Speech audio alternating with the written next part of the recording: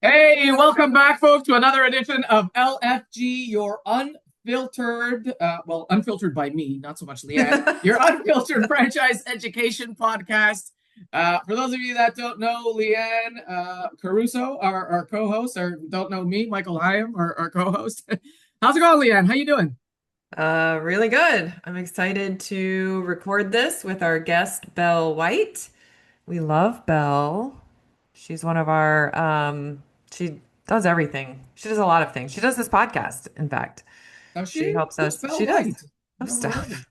She does of. our, she does our website. She does our emails. She does a lot of the design stuff. So I'm super excited to chat with her because she's a lot of fun to talk to. So happy. This is a long time coming, actually. I This think we is had a to lot. cancel a couple I know times, no? I said the other day, I was like, why haven't we ever had you on the podcast? So excited to have Belle on. Happy New Year, Leanne. Thank you, Michael. Happy New Year to you as well. Did you have Well, fun in thank you very Miami? much. This is our first one of 2026. Right. Ready for a new an exciting new year. And in 3 weeks we've got Let's Grow. Very Oh exciting. my goodness. What? Just like that. Time flies just like that. It's a little bit crazy. Hey, why don't you, before we go on to our franchise royals, wasn't there that thing you showed me of this podcast, a history of this last Oh. year? I Yeah. forgot We about did all that. that. We did this. We got our Spotify Wrapped for the podcast. And it turns out, Michael, we have more than one listener, which is very exciting. I told you. I was the one who said we had more than one. You didn't agree with me. Hi, We Karen. are the podcast, we have an increase of 420% in new audience from last year, which is very, very exciting. We have an uptick of 58%, and I'm excited to announce for January, we've got 3 new podcast sponsors, which we will be rolling out over the course of the next few weeks. So that's very exciting. Yeah, you can stop hearing about us promoting our own events. And 39% increase in total listening time from last year. And can you guess what our number one podcast was of last year? I can totally guess because I know the answer. Well, it's the one group that had a big contest on LinkedIn and they were trying to beat out, they were actually trying to beat out Brooke Janicek's episode, but Cadence Franchising. So if you haven't heard it, Woo! yeah, go back and listen to it. It's definitely our most popular podcast on the show. So I'm excited about another exciting year too. We're already booked out for like 3 months already and guests. So go figure. Love it. Well, you know what? I think for the springtime, we'll have to pay homage to Cadence and we'll have them back on as the winner of the best Yeah, one. That is yeah. your prize. You get to come back on. Lucky. And then we'll see, maybe for Can you do it 27, they might again? not be the winners. I don't Yeah. know. Challenge put out there to Cadence Franchising. Fantastic. Well, that's good. I mean, it's good to know that people are listening to Yeah. our podcast and our. I mean, that's what this was all about. I mean, that was the dream, right? We said, hey, why don't we give franchise people a free education where they can come, they can learn, and I'm so happy that they're taking Yeah. us up on our offer and actually listening. Yeah. We reached 12 countries overall. Wow. Go figure. Australia, New Zealand, Finland, Canada, the US, your top countries. And then uh, we're a top 10 show for 57 fans. Wow. We're a top 5 show for 41. No way. That is more than one person. We're the number one show for 18 fans. I love it. They either And love us or hate us, so they're listening. or we're the only thing they listen to on Spotify. And then there was one more fun one that I thought was funny. We're the top the top show. We're top 10 show for 55 plus listeners. That's great. Oh, Anyway, gosh. that's fun. A year Anyway, in review, a year in year in review. review. Well, Happy New Year. Yes. Very exciting. Before Here's we to move an on to amazing Franchise 2026. Royals, this segment is brought to you by Let's Grow Franchise Development and Sales Assembly on January 27th through to the 30th. which is only in a few weeks from now. And sorry, that was my dog. Who poor baby got scared. Who got scared? You Yeah. or her? No, she did. She just knocked something over. So, and now she's like, "What Oh, is that?" And she went back. Presley. Um. Anyways, who's your franchise royal, Ian? My franchise royal is Kyla Dufresne from Foxy Box Wax Bar. She Oh, she had a she great story. Yeah, she did. She keynoted in Canada, and I think so many people know her and love her. And she was really vulnerable and honest about some of the challenges that she's had in launching her franchise, and also about like her success stories. And she was super nervous about it. She's never done a keynote before, but she did so good, and I was so happy for her. And it was really, really good story. She got really great feedback. So congratulations to Kylie Dufresne, and I hope that she comes back and does many more of them. Congratulations, Kyla. It was great, actually. Yeah, I listened to it and I loved the whole story, like from start to finish. yeah. It was She really did great. funny. So who Um, is your franchise royal, Michael? well, it's funny that and here and we didn't even and honestly, folks, we didn't even talk about this comparison because I also have people from Let's Grow Canada, some fellow Canadians. I have John Hay of Grinders Food Systems, Ken LeBlanc of Property Guys, and Gavin Bajan of Modern Canada. And the reason I have them is because they've all sent notes saying wonderful conference. We enjoyed it so much, and they were actually at the inaugural Let's Grow in Canada as well, and they came back and still loved it. And it's just so nice to see the private messages and the notes on LinkedIn of people enjoying the event and coming back and supporting us. And so wanted to show some love to my fellow Canadians. It's really, you know what it is? It's just nice to see that the hard work is paying off, that people enjoy it and they want Yeah. this, and the visions are coming to fruition. So Yeah, it is really there we nice. go. It's nice to see the stuff on LinkedIn and then the private messages, the text and the emails, and it just goes to show that people are going out of their way to say like, "Hey, this was really impactful," or "This was really good. Thank you for doing this." So, all of the stress and craziness leading up to it, it's well worth it in the end. There we go. So before we head off to show and tell, please take a moment to learn about our podcast sponsor, Subtle Strauss. Franchisors love Subtle Strauss because we protect their brand standard across all marketing channels. Z's love our marketing platform because they can customize, print, download, and mail brand right collateral for their local market in minutes. Want to see how it works? Connect with me, Karen Wenning, on LinkedIn. All right. Well, hey, welcome back. For those of you that don't know, this is take number two for me. I was just thanking Subtle Strauss for their great ad there. But onward and upward to our show and tell segment, where, of course, those of you that follow us know that we have a thought leader and industry expert in their field. And we are so excited to have our very own podcast editor, Belle White, with us today. Website designer and copywriter at Belle White Creative. Belle, take it away. Oh, just like a monologue, just like a song. Tell us about yourself. Just go. just, just share. Thanks for having me, guys. I'm so excited to be on. I do help, coordinate and edit some of these podcasts, and it's so fun to actually be on the show. I feel like I'm getting kind of a behind the scenes look at the behind the scenes or something. Right. You are the behind the scenes. This is the front of the scenes. You get to come out to the front. It's so fun out here. Yeah, I was saying earlier, I was like, what we just discovered the other day, like, why haven't we had you on? No, and I've never suggested it. I feel like we're always just in like production mode, but I'm really excited to chat today. I think it's gonna be so fun. Yeah, thanks for coming on and beyond podcast editing, which I think is like the this much of what you do, but you did design our website, like Franchise Assembly and Hello Mastermind, and write all our websites and our email newsletters and social All content, that fun stuff. All things. design. She's literally the queen of all things, and we love our partnership with you. And so I think you're so smart and you've got a lot of really strong organizational skills and project management. It's such a delight to work with you. And I think more people should know you.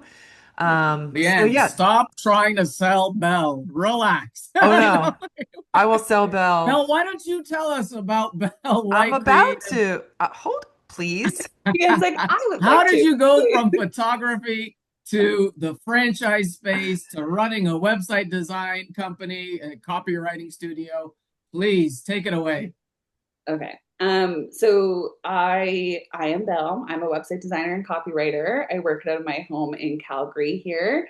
And yes, I do help with all kinds of content stuff. And that has been really a fun aspect of the business this year, especially. I've been doing more like case studies and sales decks and a little bit of podcast stuff. And yeah, it's just been really fun getting to take on kind of what makes sense and what I get excited about. Has been really cool. And kind of, I think, one of the perks of contracting and running your own I like to call it a lifestyle business because it's just me and it's just what I want to be taking on next and the people I love to work with and all of that.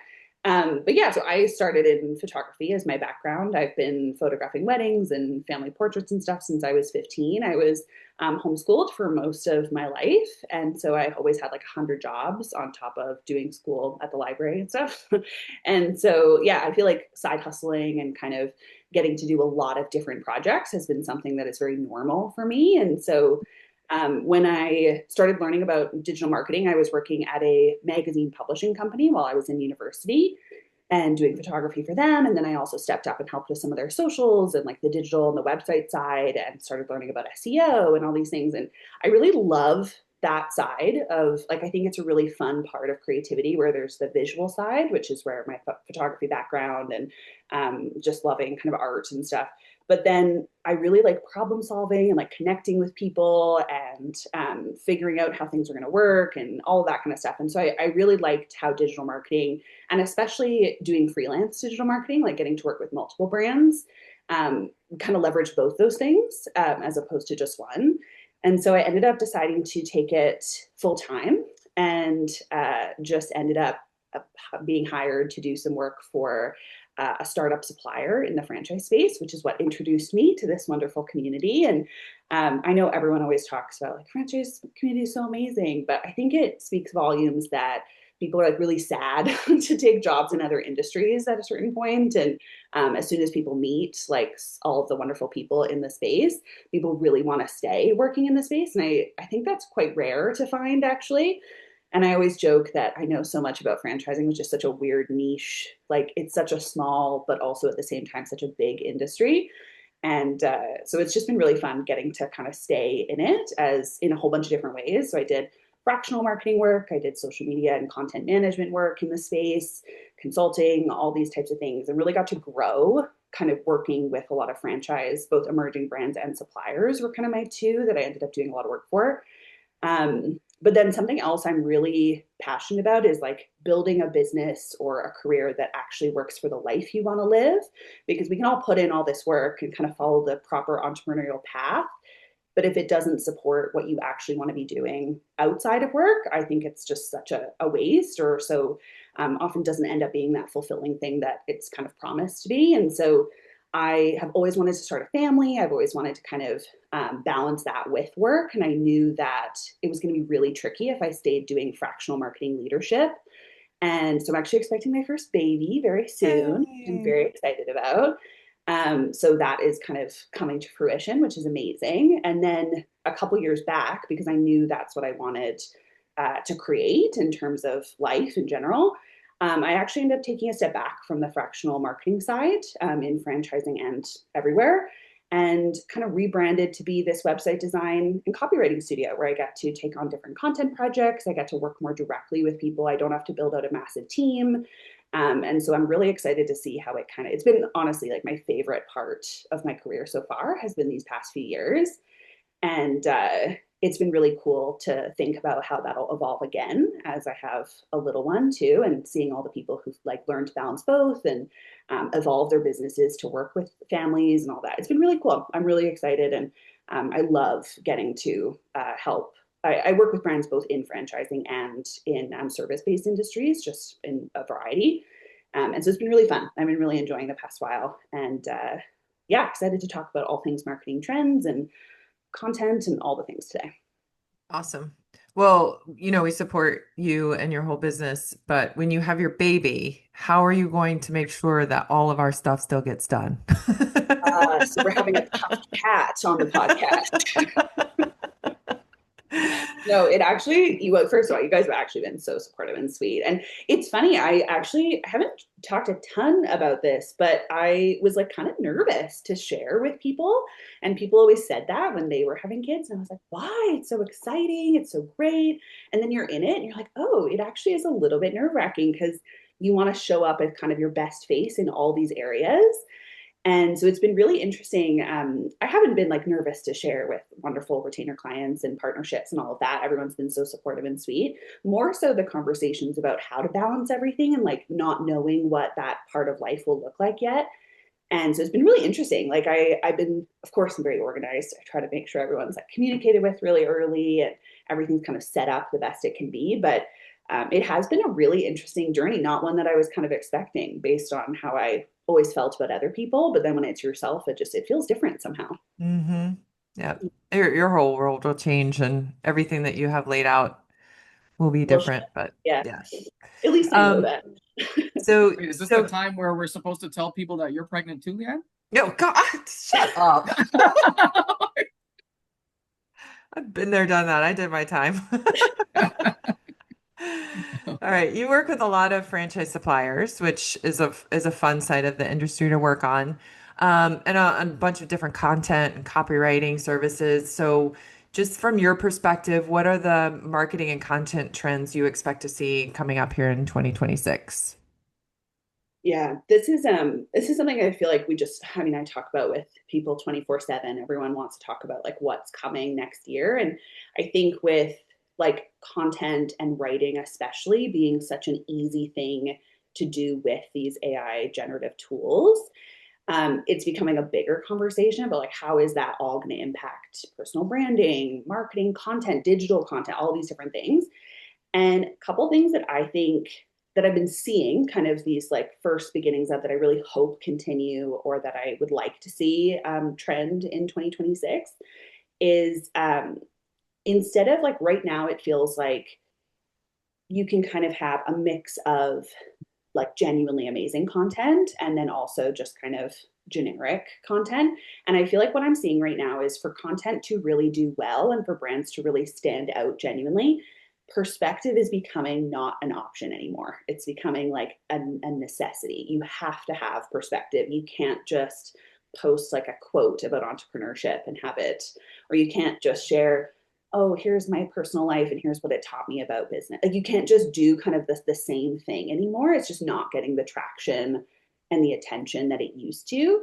And so that's actually something that I'm really I hope continues and that I'm seeing a lot more of in like, especially things like LinkedIn or like article writing blogs, all that kind of stuff is you really are having to have perspective and have a unique voice for people to care because so much of this content can now someone can just go find out how to write a great social caption or someone can just figure out how to launch a podcast and they can just go type it in do it all through this generative tool. And so you don't need to just kind of reiterate all that same how to content anymore. And it now is like required to be grounded in a voice, in a perspective, in experience, all these things. So that's something I'm really hoping to see continue, as well as I think the format of that, of all of that content is really transforming. And what I mean by that is people are kind of leveraging, I call it like short, long form content. So like YouTube, Substack,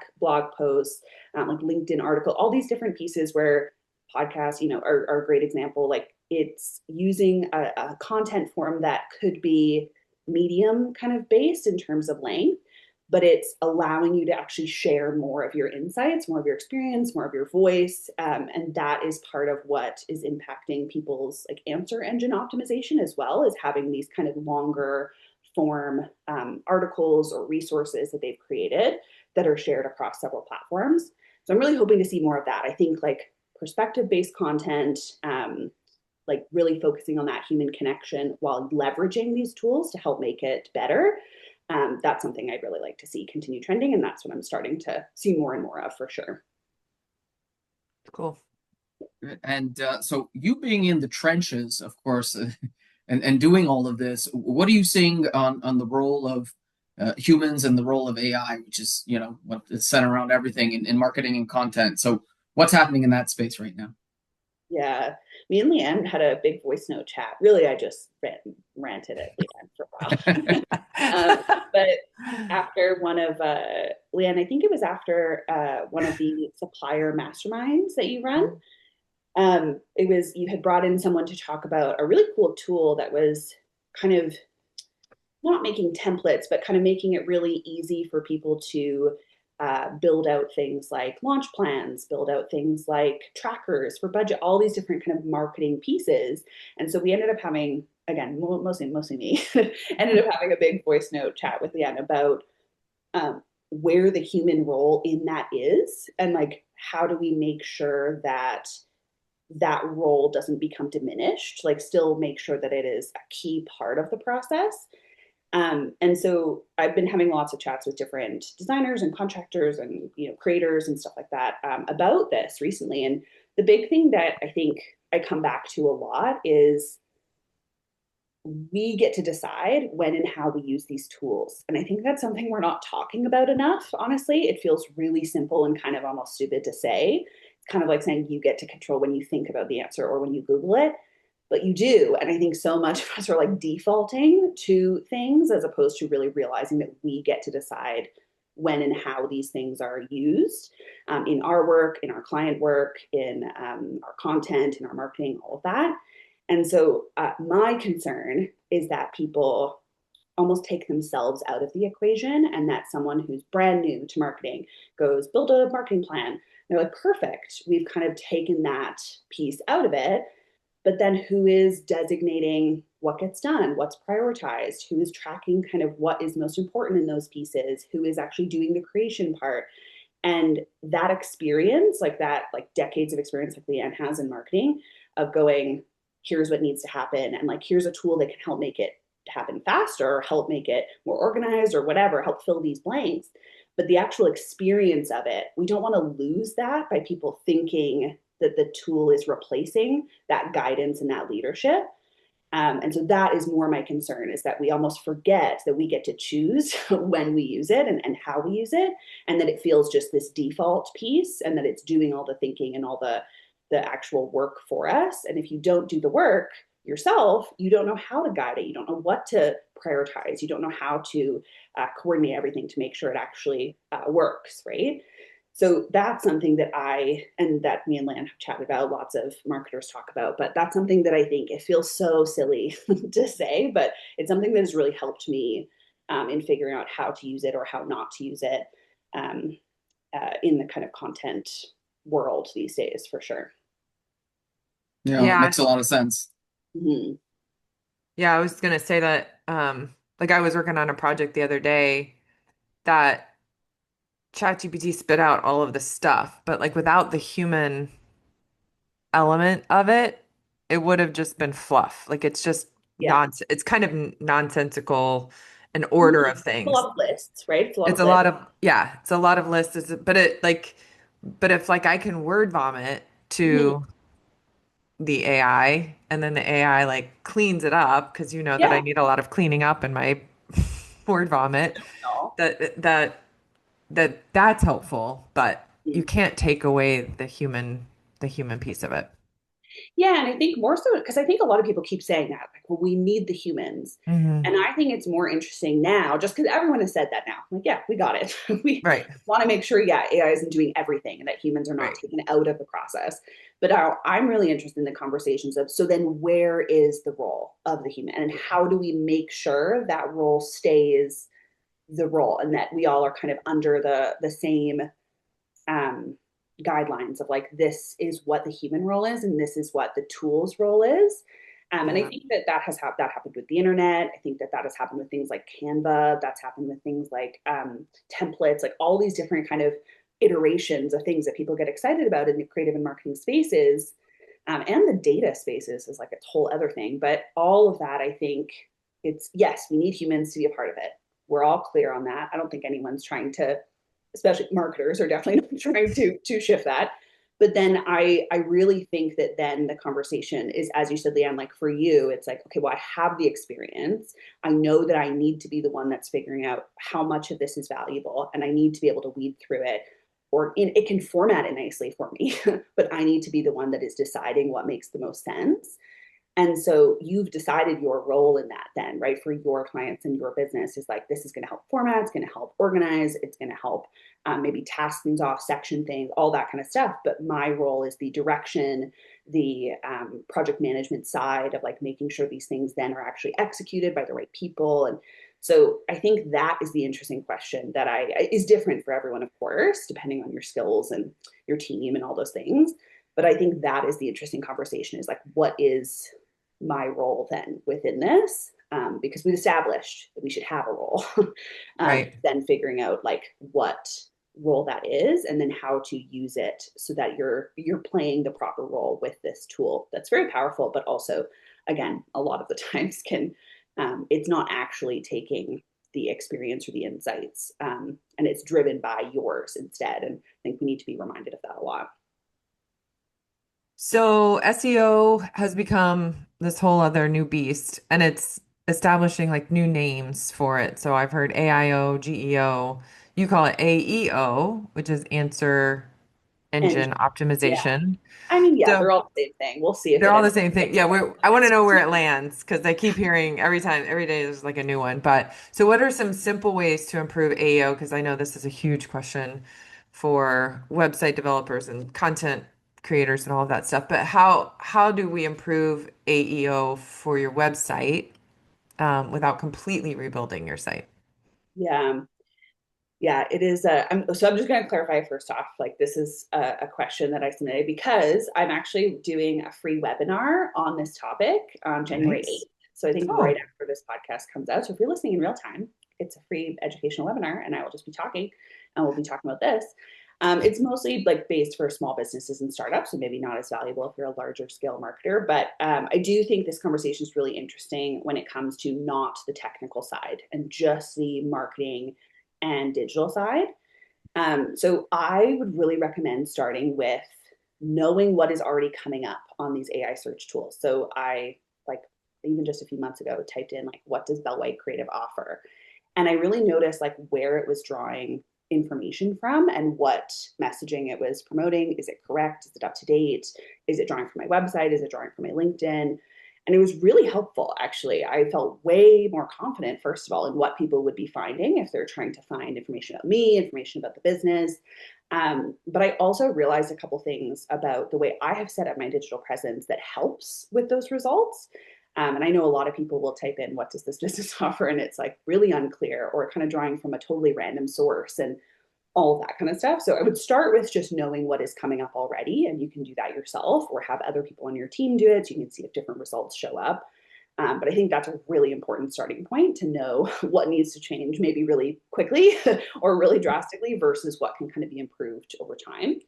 And then next would be actually getting your socials set up properly first. Like I'll talk about website. There's some really easy fixes for websites, but I actually think socials is where a lot of people don't have the right stuff set up for. I'm just gonna move because this window is getting fun. So I find like socials has this, there's so much power in what answer engines are going to find on your socials, mostly because answer engines are trying to answer, and that would be ChatGPT, Claude, Microsoft Copilot, all of these things, right? They're all these AI search tools that are where a lot of people are getting answers now, but it's still showing answers from sources a lot of the time. It's just using regular human language. And so biggest tip would be get your socials up to date and talk like a human, or like write like how you talk. Like really just forget that type of like jargony, adding in innovative and all these different things. Like really focus on clarity. I always like felt a little bit weird. Actually, my copywriting strategy for websites is always to just start with what exactly it is you do right at the top. Don't try to stand out. Don't try to be different. Don't try to be like, we're doing this all in this totally new way. Don't say that. Just focus on what it is you do, who you do it for, if it's for someone specific. Like just focus on clarity and then focus on differentiation or standing out or uniqueness or your voice and all these things. And I always felt a little silly that that was my approach. I just felt like clarity felt so obvious to people. They're like, yeah, yeah.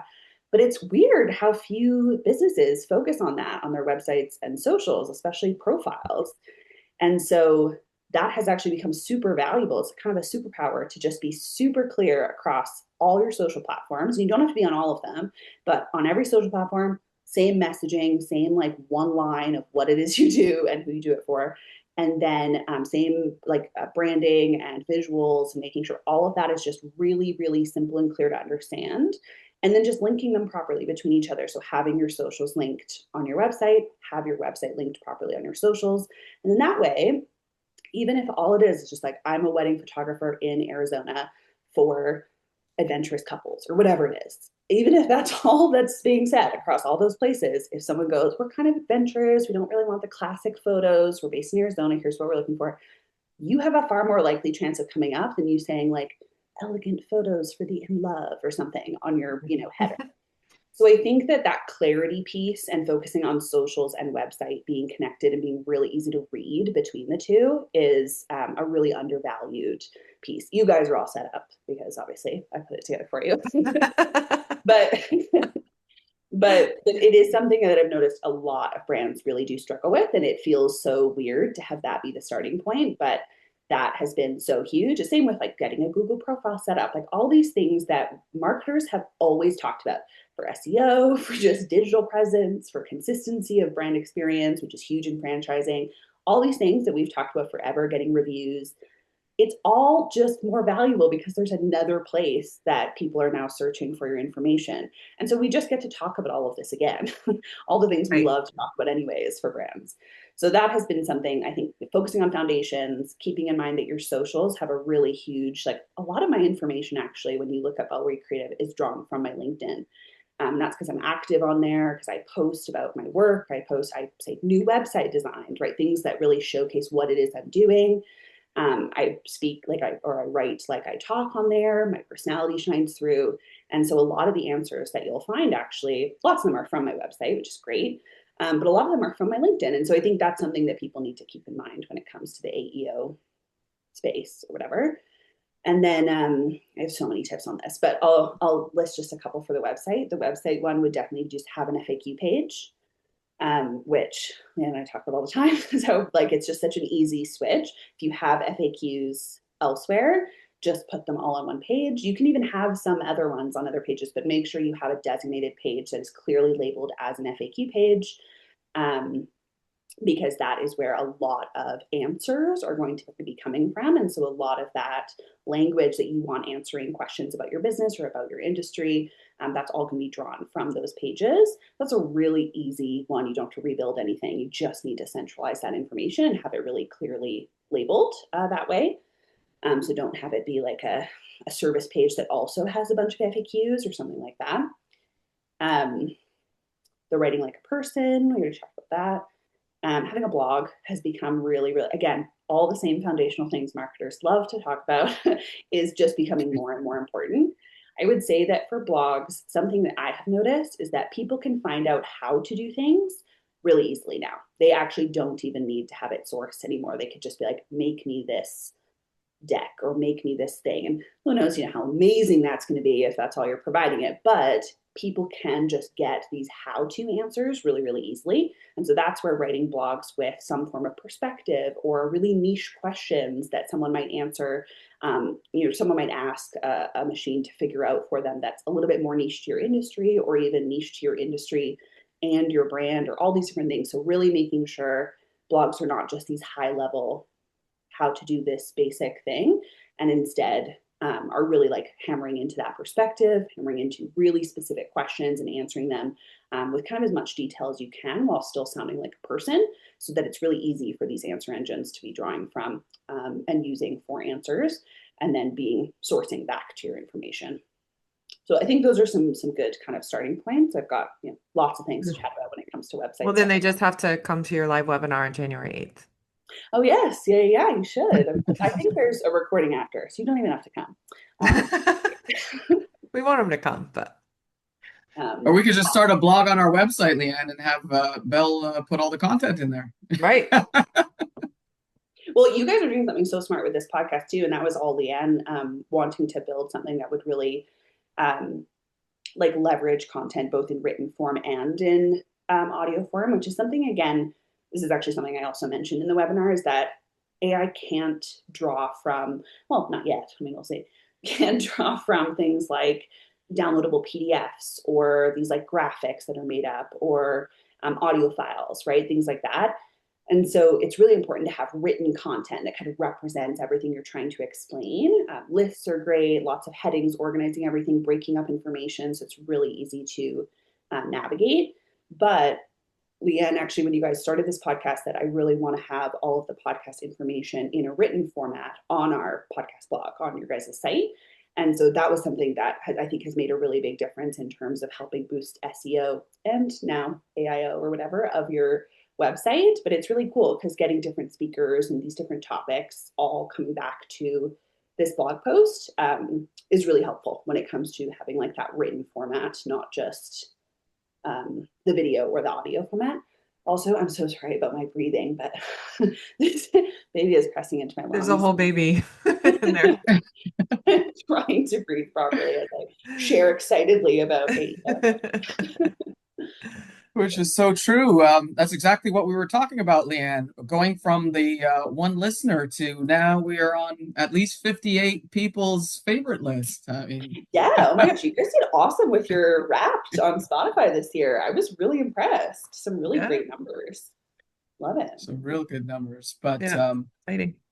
So speaking of content, or we'll go back for a second to the AI marketing content. What about personal branding? How is AI-driven content changing personal branding? And is that more what you were saying a bit earlier about how, listen, it's all in your hands, but I mean, the content will be different, right? So yeah. And I mean, I don't know if you guys feel that way, but I definitely feel like content is just easier to put together now. It's easier to have it all look consistent, sound consistent, easier to draft up quickly, easier to edit, all these different things. And so I do think like personal branding has always been like, this is kind of the consensus as I've been chatting about AI and content and stuff through the past year, is that it's just bringing up a lot of the same things that marketers always want to talk about. But now we get to talk about it again because there's these new platforms, new places for this stuff to show up. So I think personal branding has always been such a big conversation, especially in franchising, actually, which I really love to see. And I think also especially in the contracting space, which is a space that I definitely am big in and love to connect with people in. And so personal brands have always been important. It's now easier to kind of figure out, okay, how do I put out content on these different channels? Well, if I make this piece of content, I can kind of have it edited down into a smaller one, then I can review it and post it as opposed to having to sit down and draft the whole thing. And so it's definitely helping make content a little bit easier, capturing voice, all of that. However, I do think that personal branding is also becoming like, we don't all want to become the same personal brand and we don't all want to be taking in the same, that's kind of my joke about this is my kids recital and like what it taught me about sales. Like people always joke about that, but I think what I want to see and what I definitely am seeing a lot of people endeavoring to do and doing quite well actually is just caring about your daughter's recital. And that is actually what a lot of people care about in that post anyways.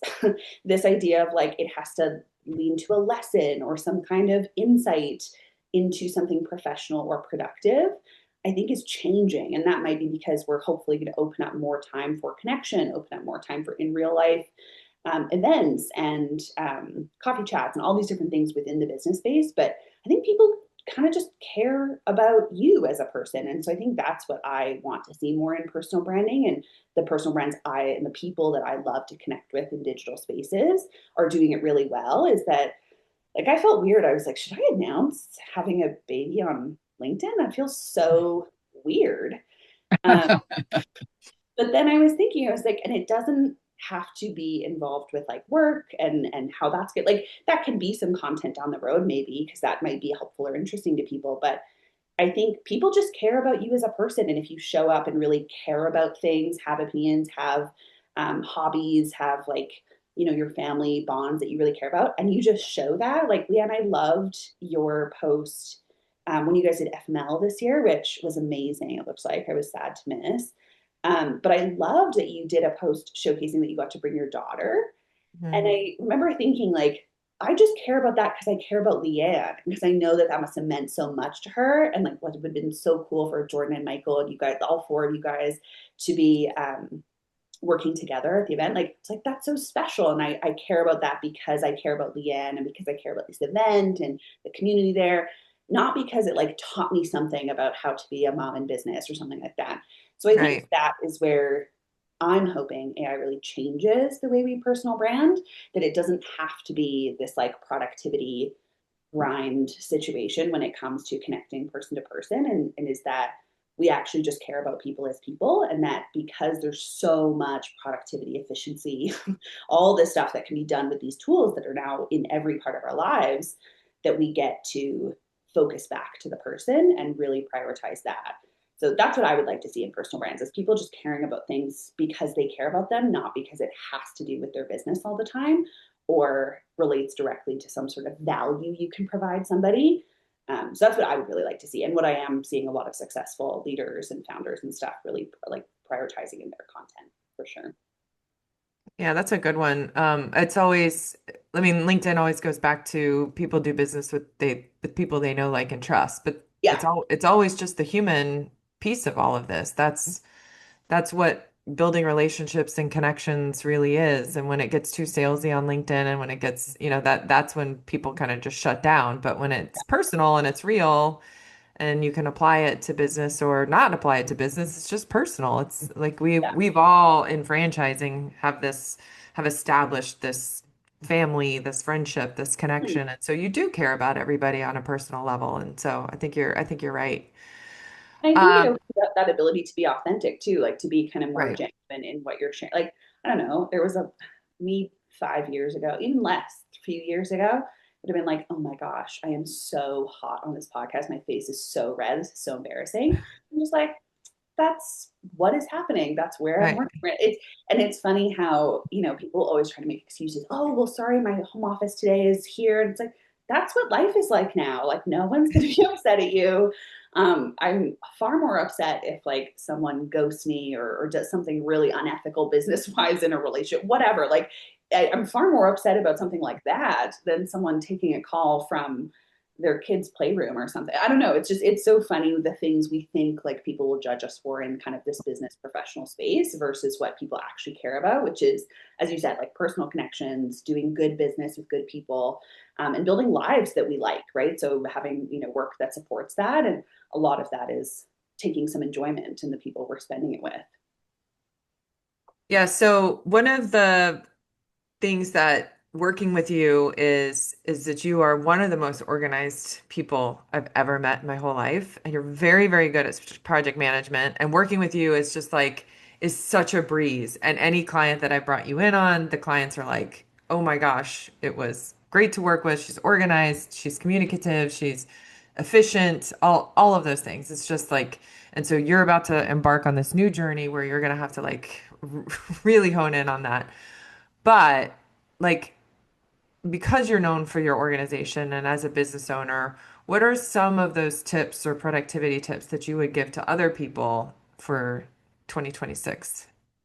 Yeah. Well, thank you. First of all, that's really kind compliment. I actually have always decided, several years ago, I was really struggling to think of like what came next. I didn't want to be in the fractional consulting space anymore. Wanted to stay in marketing, wanted to stay in these like creative projects and client work and things like that. And I was trying to figure like, what is my differentiate? Like, how am I different? Like, instead of just saying I do this work, how is it different than working with someone else? And I have lots of that messaging now on my website. Done a lot of work on that. But one of the things that I just came back to over and over is like, I think I'm pretty chill to deal with, like that. And that really felt like a differentiator. And I didn't know how to say that without sounding a little cocky or sounding a little bit like that's it. Like, okay, there's lots of people that are nice to deal with. Like, yeah, there's also lots of people who can build you a website. Like, it's part of it is just that you're going to have a good fit with people, and then it's going to be a good match. You're going to have a great referral and all these things. But that is really kind, because that is something that I have always really wanted to provide in any of the work that I'm doing, is just being easy and nice to work with, because I think that is really undervalued part of business in general, especially in the contractor freelance space, where it feels Yes. like time that you can just charge this premium and then deliver like no, no client experience at all. And so that is just very kind. And it means a lot to me because that is something that I really try to prioritize and make a big deal for in my projects and business in general. But you're right. This is going to be a shift in terms of how organized I can be and how the organization kind of is going to work in the business in the next year. And I'm really excited. Actually, I'm like feeling really optimistic about how it'll look. Mostly because I've realized all my type A-ness is like for the business. And I've been very type B about like what this next year will bring. Very like, we're going to see, I'm going to play it by ear, like learning a lot from Leanne, a little bit more chill, a little bit more. But no, it's been really good to realize that kind of organization is going to be something I lean on, but then also something that will have to shift, right? Like it can't just kind of the same way I do everything. It's not going to always work. With that being said, there are a couple things that I think will continue to be like really hard leaning on these systems to make client work happen well, to deliver great results, to be easy to work with. And the first one is one that I didn't really realize that was kind of a different thing that I did, but I have a routine that like gets me into work mode each morning, and it's pretty short. And I know a lot of people like start their day by checking their email or start their day by like checking messages or getting back to urgent things. Like that's really common. But I actually must have been like a couple years ago now, maybe 2 or 3. I started a little tiny checklist, and it's just like a couple tiny little things that I do before I do that stuff. So I haven't been great on it this week, to be honest. But most of the time, I start off with going on LinkedIn and engaging for like 5-10 minutes, just seeing what I can comment on, seeing who I can connect with, seeing if there's anything relatable I can post, all that kind of stuff. So tiny bit of time on LinkedIn. I share to my Pinterest. That's just sharing some sort of image from a big gallery that I have, and then linking back to something on my website, on my blog, on my service page, on my portfolio page. And that takes like 20 seconds, very quick, very easy. I spend a bit of time in my Bible. I have a coffee, like just these tiny little things. The whole process probably takes like 15-20 minutes sometimes if I'm really invested in one part. But I created kind of this checklist to get me started, and now I just do it on default. So before I get into emails, responding back to things, like being really reactive for a period of time in the morning to just get stuff dealt with, I kind of like ease into work mode. And I find it really helpful to signal to my brain, like we're problem solving, we're on. And then it also makes it, for some reason, the emails and stuff feel less stressful if I've like prioritized something else for 10 minutes ahead of time. So I do find that I've shared that with a couple people, and especially leaders who are like on all the time, reactive, and really struggle to find time to show up with their personal brand or post something like that. That if you just take that little bit of time in the morning and that's like your start of work routine, and it could be whatever, but that like taking time to do some of those tasks really helps to ease into that reactive or more like helping others, support, getting back to things, just feel a little bit more manageable. And not quite so jumping into work and immediately being in panic mode. So that's one thing that I think organization-wise is really cool to start and would be a great one for a start of the new year type thing for sure. The other one is, and I know that I will continue to use this because it has absolutely changed the way I deal with my inbox, is I have 8 folders that I use to organize my inbox. And I swear by them, and I've helped other people set up theirs. And sometimes theirs are like a little bit different depending on if they run their own business and stuff. But I have an accounting folder. So anything to do with money all goes in there. I have a business folder. So that's anything to do with business development, my business in general, just business related, goes in there. I have a client folder, which then just has subfolders of current client projects. So if they're not a current client, they go into my dealt with folder, which is my favorite folder, where it's just to clear out your main inbox. So I just put anything that I don't want to delete, but like that I might need to reference back to, just goes into dealt with. So it is completely out of my main inbox area. Even if you just have a dealt with folder, I think it is game changing. It's so nice to just move things out, but still be able to find them super easily.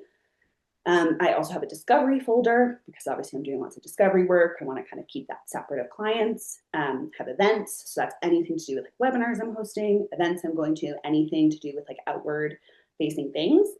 A good stuff folder, which I also really think is so fun. not as used as the other ones, but it's anything that I just think like brought a smile to my face, a kind comment, some sort of great result from something, a really cool newsletter email that I want to look back on later, goes in the good stuff folder, and then a personal one, just because sometimes business stuff ends up in your personal, or sometimes personal stuff ends up in your business inbox, and I like just having it all in one place. So I would say having those folders set up means that my inbox can be a lot less cluttered. I also love my delete button, which I know some people feel very strongly against, but I love. And then the dealt with folder kind of deals with that issue of like not wanting to actually delete things. But I do think that having a really strong email system keeps your brain a lot more clear, gives you more space to book in time to do research, to actually connect with people, all those different things. I think that sometimes our inboxes can feel like our lives. And so when you can keep that as clear as possible, it does just remind you that it is an inbox for just email communication. That is just separate of your actual value or worth or like what it is you're actually delivering. So keeping that clear really helps with that for lots of people and definitely for myself. Yeah, those are two. Do I have time for more? I could talk about productivity and organization. Well, those are good. I do think we're running out of time though. Time flies when you're having fun. Time flies, Belle's chatting. When Belle's chatting. Well, that was actually one of your questions on the rapid fire was controlled inbox. I mean, in inbox zero or controlled chaos. Inbox zero, Yeah, 100%. Yeah. same. Yeah. I have files for my folders too, but I think I handle them just slightly different than you do, but yours are good ideas also. I think I it's just think, yeah, knowing just how your brain works is really helpful. But I did find like some of those are kind of good ones to help with people who don't really love the folder system, especially that dealt with one or like a discovery one, just basic ones to kind of start clearing some things out is nice. But I think any type of organization system in boxes is so helpful. awesome. Well, we're going to quickly do a rapid fire. So one sentence answers. That's it. 3 or 4 words. Okay. All right. AI tool you secretly love and one you refuse to use. I really like Claude. I don't really use chat. Okay. One website mistake you see all the time that makes you want to scream professionally. That's a really good question. Like inconsistent spacing. I know that's going to sound so annoying, but like when a website is like things are really, really close together or really, really far apart, and it's not like pleasantly spaced out to the eye, that's something that I specifically get very annoyed about. Most underrated page on a business website. Oh, I know what you're going to say. Thank you. Yep. I mean, I don't know if that's the right answer. I just knew that was what you were going to say. These days, definitely everyone should have one of those. I quite like a portfolio page. I love seeing what people have done and like what they're proud to showcase and all that. I think those are really fun to look at. But yeah, FAQ for these days. One thing founders should stop doing on their websites in 2026. Ooh, sharing like really, really long stories in text format. Like have a video, link to things, like show off your personality and the voice across the rest of the website. I think like reading someone's like beginning of career story. I don't know if that's like a hot take, but I find that kind of boring and a little overdone. All right. Your personal productivity non-negotiable. Morning routine and organization for inbox for sure. Best advice you've ever given a client that applies to life too. That's a really good question. I think just don't do what everyone else is doing just because everyone else is doing it. That's good. That's really good. All right. If people want to work with you, know more about you, sign up for your Substack, attend your live webinar, how do they find you? I'm everywhere at Belle White Creative. So you can find me on LinkedIn, on Instagram, on bellewhitecreative.com is my website. Substack is Belle's Book Club. You can find that on my website as well. I am, doing a webinar coming up really quick, actually, as this gets posted, but I believe I will just have a link to it somewhere on YouTube after it's done as well. I'm excited about that. And thank you guys so much. It was so fun chatting. Really Yeah, appreciate thank you. I'm so glad to have you on. Now you got to go edit this website. I mean, edit this it. podcast. You have to edit a website and a podcast, actually. Oh, you do have yes, you do have to edit the website too. Yeah. We don't have time for this, Belle. We have work to do. I know. Oh, God, it's probably back to it. Oh, No, well, but thank it's been so great having you on. Thank you so much. You know, I love working with you and partnering with you on all sorts of things. So we're excited to see what 2026 brings you and your little fam. Me too. It's going to be exciting. It's going to be fun. Stay tuned on LinkedIn for all my lessons learned. Yeah, there you go. Right, there you go. All right. Thanks, Belle. Bye, guys.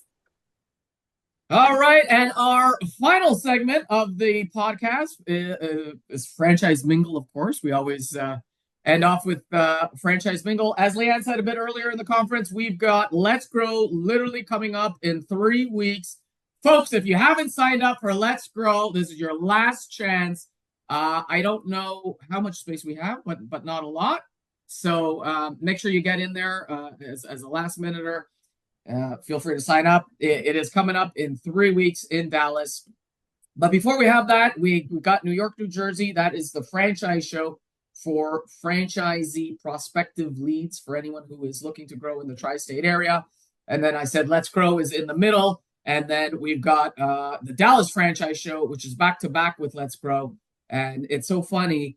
A good friend, Marty, you know Marty Welch, he sent me an email yesterday. He's like, Mike, wait a minute, New York, New Jersey show ends and then you go to Let's Grow on Tuesday, and then you have the Dallas franchise show that starts the day after Let's Grow. He goes, are you insane? That's what he wrote. And I'm like, yes, Marty, I am insane.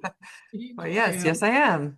I mean, who doesn't want to do 3 weeks and 3 events in 1 week? That's how we roll, you know?